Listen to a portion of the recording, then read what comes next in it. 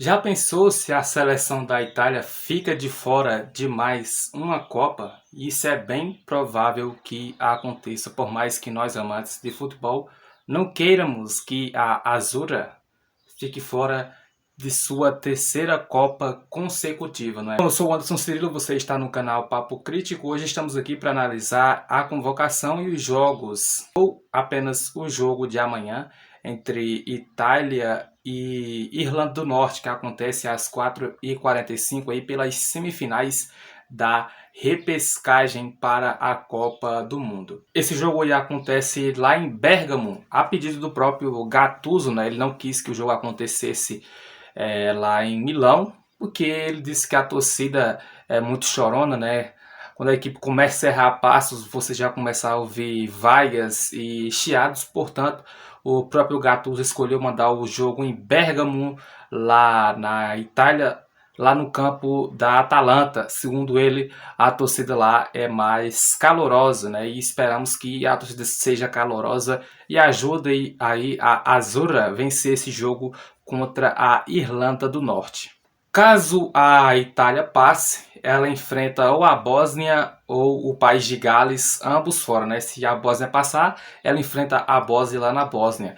Mesma coisa com o País de Gales. Meramente a Itália é favorita, né? Não seríamos malucos de colocar a Itália não favorita contra essas três seleções, né? Irlanda do Norte, País de Gales e Bósnia, né? Mas nem sempre o favoritismo é concreto no futebol, né? A Itália já ficou de fora das últimas duas Copas para seleções que têm um nível inferior, mesmo a Itália sofrendo muito com jogadores muitos medíocres nos últimos tempos, ficou de fora aí para a própria Suécia e para a Macedônia do Norte, um dos jogos mais bizarros da história. Bom, eu tô com os nomes aqui da seleção da Itália que foi convocada. 26 nomes foram convocados aí pelo Gattuso. Vamos lá.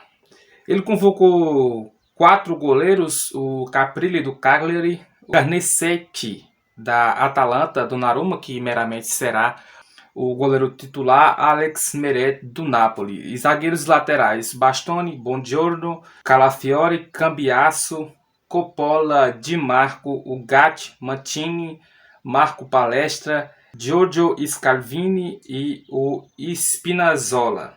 E o Di Marco, que é o principal jogador dessa seleção, né, vai ser usado muito provavelmente aí como ala. O Di Marco, que é o principal assistente da Liga Italiana, está jogando muito o lateral barra ala da Inter.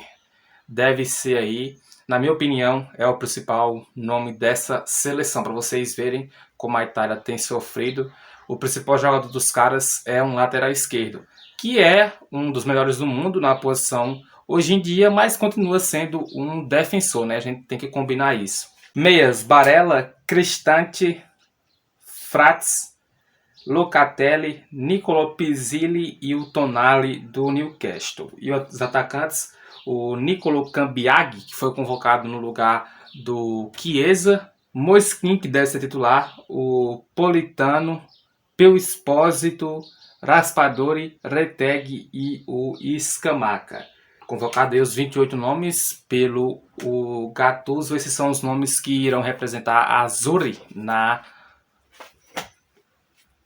repescagem para essa Copa do Mundo. Então bora lá. Os principais nomes, como vocês viram, são os nomes aí da defesa. E muito provavelmente, né, a seleção italiana jogará com 3 zagueiros e 2 alas bem abertos para explorar muito a valência, né, do Di Marco, que ataca muito bem, não atua, é um dos principais jogadores do campeonato italiano, se não for o principal, e também é o maior assistente, é o jogador com mais assistências da Liga Italiana. E, como todo mundo vê, a deficiência aí é o ataque, né? Você realmente não deve esperar muita coisa de um ataque que tem Moisiquim, que aqui e lá faz seus gols, e do Retegui, que é um jogador que hoje está no mundo árabe, né? O principal atacante da seleção, um cara que joga em uma liga que não está entre as principais do mundo. Então, A Itália sofre muito, né? Se apegou bastante naquilo de se defender bem e parou de produzir bons atacantes, né? Um atacante de nome mundial aí seria o Chiesa, que foi o principal jogador da Itália na Euro, mas também tem sofrido com inúmeras lesões, com inúmeros problemas físicos e dessa vez, mais uma vez, ficou de fora. Até foi convocado, né? Mas com problema físico foi cortado aí da seleção pelo técnico Gattuso. Temos alguns bons nomes, né, também no meio, como o caso do Barella, da Inter, mas se você for comparar com seleções como França, Brasil, Inglaterra e Espanha, a Itália sai muito atrás, né? Lembrando que a Itália é a segunda maior campeã da Copa do Mundo, com 4 títulos ao lado aí da seleção da Alemanha, e também ganhou aquela Euro, né? Na minha opinião, quem ganhar a Euro deveria ir de uma vez aí para a Copa do Mundo, né? Porque depois da Copa do Mundo, a Euro é o principal título aí do futebol de seleções.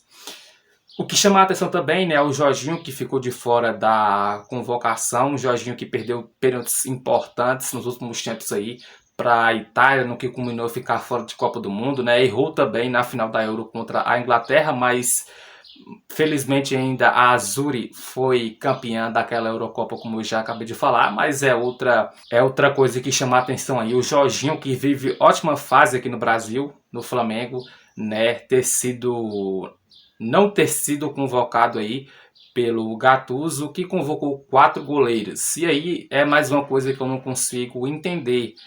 Nem se fosse para testar eu iria entender, né? Porque para que 4 goleiros, cara? 3 já tá grande. 3, um ou dois joga, né? O terceiro, né, muito dificilmente iria jogar. Para que 4? Leva o Jorginho. Para que 4 goleiros? Mas ele que decide, né? Ele que entende de futebol. Nosso papel aqui é só comentar. Então é isso. Eu espero que tenha falado tudo aqui para vocês. Jogo amanhã às 4h45 aí. Esperamos que a Itália passe. Somos brasileiros, mas queremos ver as principais seleções na Copa do Mundo, né? E a Itália vem sofrendo aí nesses últimos tempos 2 Copas fora do Mundial.